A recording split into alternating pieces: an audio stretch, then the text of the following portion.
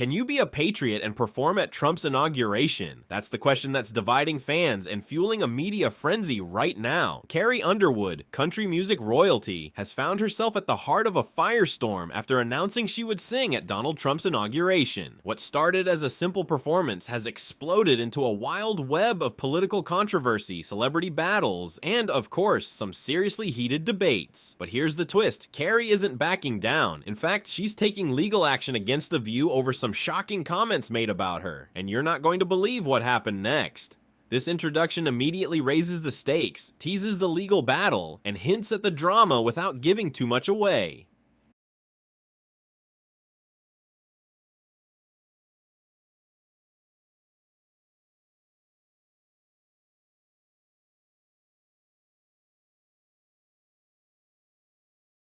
It grabs attention by posing a bold question and laying the groundwork for the unexpected twists to follow. Let me know if you'd like any changes before we dive into the rest of the sections. Carrie Underwood is known for being the sweet, all-American girl next door, someone who stays out of politics and focuses on her music. But when she announced she would be performing at Trump's inauguration, it was like throwing a match into a powder keg. Fans were stunned. Some people saw it as a betrayal, while others respected her decision to promote unity, despite the obvious political divide. Carrie explained that her performance was all about bringing the country together, focusing on love and unity rather than politics. But not everyone bought it. The internet went wild. Social media exploded with criticism, some fans even going as far as to say she was selling out, turning her back on everything she'd ever stood for. It's no surprise. Anything involving Trump these days tends to spark chaos, especially when celebrities get involved. But here's the kicker. Carrie didn't back down, she stood firm, insisting that her decision wasn't about politics. She said it was about looking to the future. But what did that really mean? Was it a moment of grace? Or was it a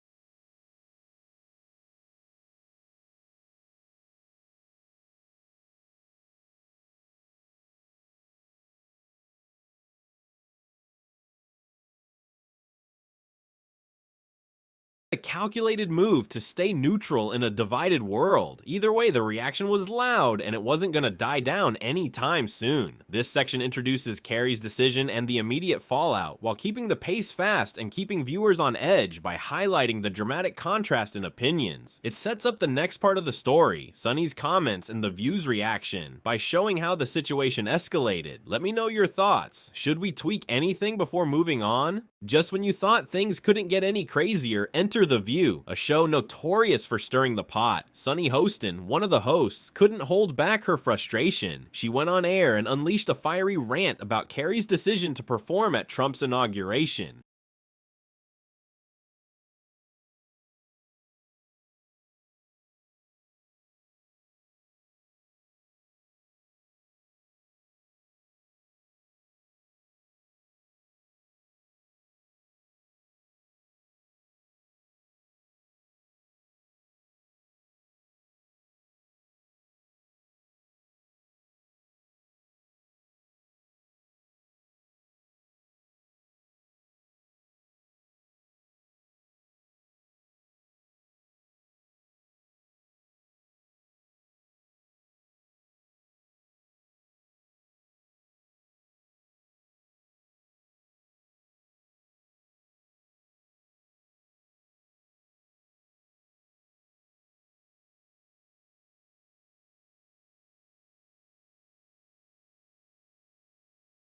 You say you love your country, Sunny blasted, and at the same time normalize a convicted felon who wants to destroy it. Wow, she didn't mince words. Sunny didn't just disagree with Carrie's performance. She outright questioned her patriotism, calling it dangerous and a betrayal to the country. And just like that, The View turned the heat up even higher. But here's where it gets messy. The View thrives on this kind of drama. The panelists weren't just having a conversation, they were digging in their heels. Joy Behar, always the voice of sharp criticism, backed up Sunny, accusing Carrie of using the performance as a political stunt, not an act of unity. It was like watching a political showdown play out on live TV, with fans of both sides joining the conversation online, arguing over whether Carrie was making a statement or just doing what any artist would do, perform. This section sharpens the focus on The View and uses Sunny's bold statements to ramp up the conflict. The transition to the next section, which introduces Joe Rogan's reaction, is set up by showcasing the intensity of the media's role in the drama. What do you think? Would you like to adjust anything, or should we move forward to Joe Rogan's take next?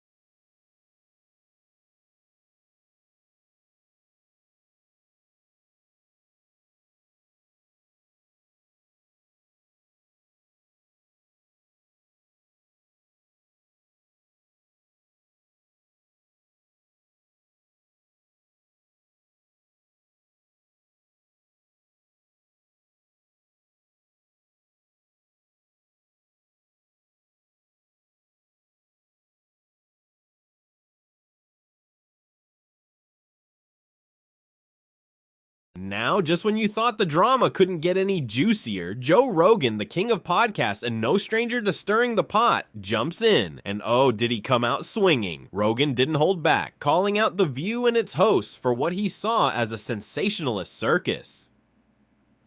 He went straight for the jugular, criticizing Sunny Hostin and the others for turning Carrie Underwood's performance into something it wasn't. According to Rogan, The View wasn't about having meaningful discussions anymore. It was about creating conflict and feeding off the outrage. He even went as far as to call their behavior toxic, questioning how a show with such a big platform could amplify divisiveness instead of offering real dialogue. His comments lit a firestorm. Fans, critics, and media outlets all picked sides, with some agreeing with Rogan's take on the media's role in stoking division. Others, of course, thought he was just defending Carrie because of his own political leanings. But what was clear, this wasn't just a celebrity feud, it had become a larger commentary on the state of media and politics in today's world. And if that wasn't enough, this was just the beginning of the chaos. This section sharpens the focus on Rogan's candid critique, adding a new layer of intensity to the situation. His comments add fuel to the fire and make the controversy even more complex. The build-up prepares us to dive deeper into Carrie's personal response and how she handled the backlash. How does this feel? Ready to move on to Carrie's graceful response next?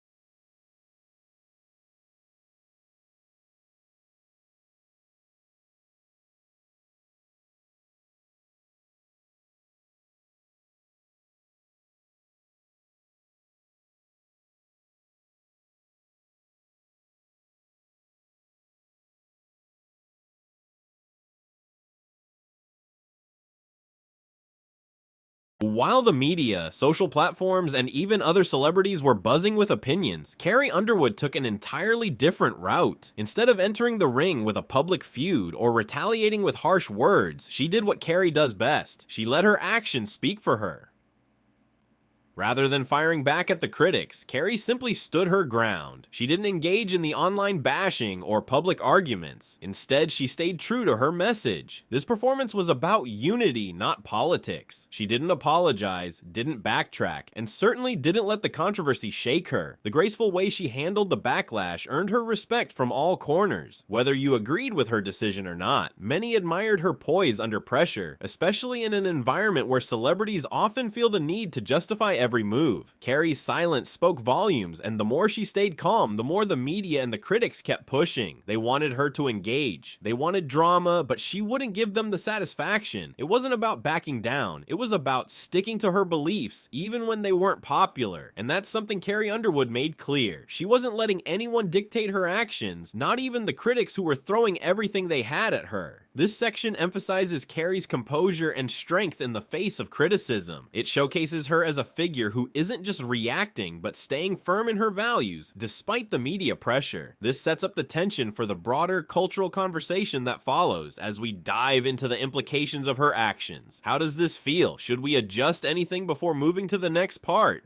As the controversy continued to spiral, Carrie Underwood found support from an unexpected source. Country music icon John Rich. Known for his outspoken political views, John didn't hold back when it came to defending Carrie's choice. On Twitter, he boldly declared her a true artist who was showing grace in the face of overwhelming criticism. "I respect Carrie Underwood more than ever for standing strong." John tweeted, "It takes guts to do what she did in today's climate." For many, this was a welcome contrast to the chaos stirred up by The View and other critics. John's words carried weight, especially within the country music community, where many artists feel pressured to keep their political views private. But John wasn't alone. Fans from across the political spectrum rallied behind Carrie, defending her right to perform at the inauguration. One fan tweeted, "I don't agree with her politics, but I respect her decision to sing at the inauguration. Music should unite, not divide." It wasn't just about politics. It was about freedom of expression. The support poured in, with many people agreeing that artists should be allowed to make their own choices without being silenced by fear of backlash. Even outside of country music, other celebrities spoke up. Some praised Carrie for her courage, while others were quick to criticize her. But through it all, the message was clear. Regardless of whether they agreed with her politics, they respected her right to make her own decisions. In a world where so many people are quick to cancel those who don't fit into their narrative, Carrie's support was a refreshing reminder of how important it is to stand your ground, even when it's uncomfortable. This section emphasizes how celebrities, particularly John Rich, use their platforms to defend Carrie and highlight the broader issue of artistic freedom in a politically charged environment. It also sets up a broader cultural conversation about cancel culture, which can transition nicely into the next segment. How does this look? Ready to move on to the next section?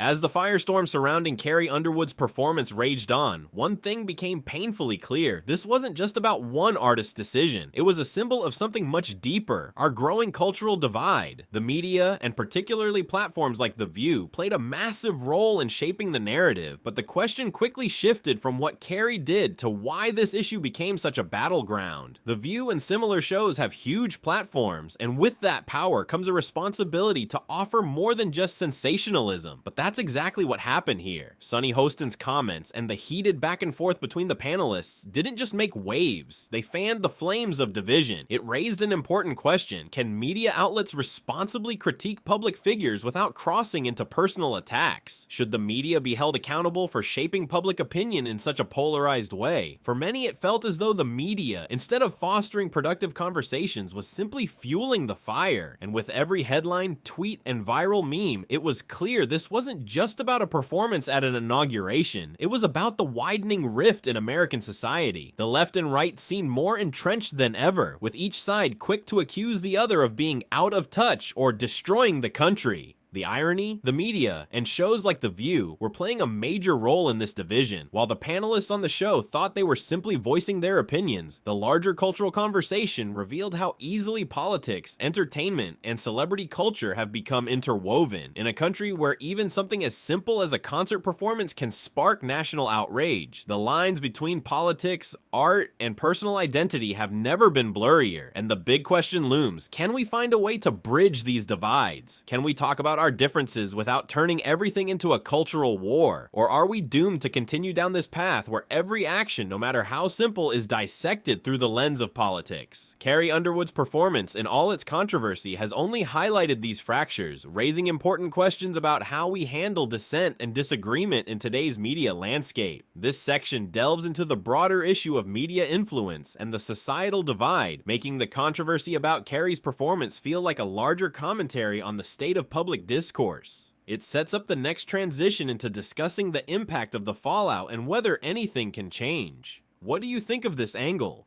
Would you like to add any more details, or should we move to the conclusion?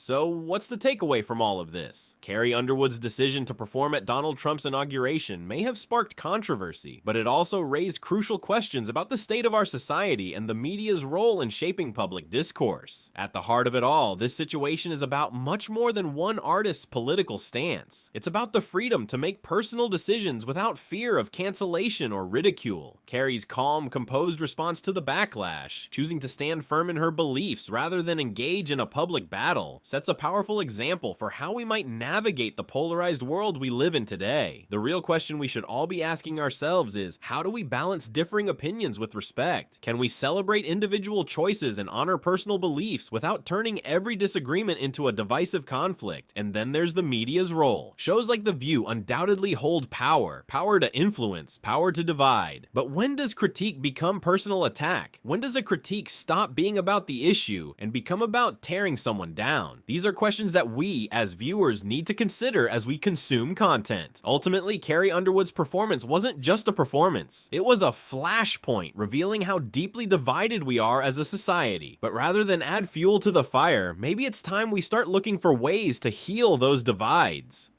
Music, after all, was meant to unite us, not tear us apart. What do you think?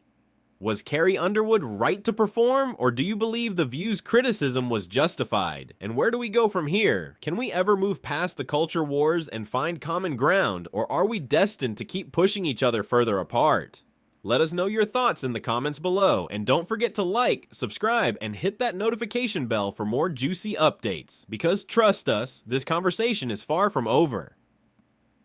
This conclusion encourages reflection on the larger issues while giving the audience a chance to voice their opinions in the comments. It's a thought-provoking way to wrap up the video while leaving room for ongoing engagement, ensuring the conversation continues beyond the video itself. How does this feel? Ready to finish up and polish any final details, or would you like to make any changes?